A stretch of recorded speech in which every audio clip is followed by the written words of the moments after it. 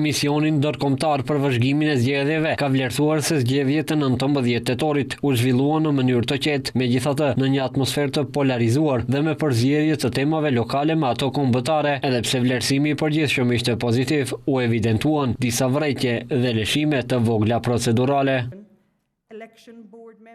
Zgjedhjet u zhvilluan brenda një fushate konkurruese, ku një numër i madh i partive dhe kandidatëve ishin të motivuar për të marrë pjesë.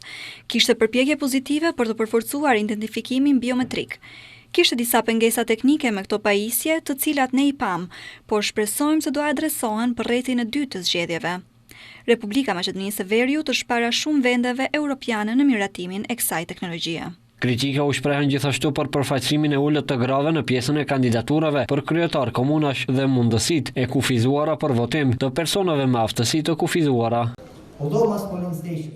Qasshmëria ishte pabarabartë, megjithse votimet ishin të pajisura me përshtatje dhe mjete ndihmëse më shumë se gjysma nuk ofronin qasje të pavarur për votuesit me aftësi të kufizuara.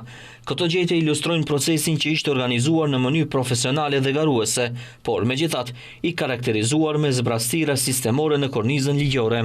Ndërkohë nga OSVE bëjnë të ditur se do të vazhdojnë të ndjekin edhe raundin e dytë të zgjedhjeve lokale, pas të cilit do të publikojnë raportin përfundimtar mbi procesin zgjedhor.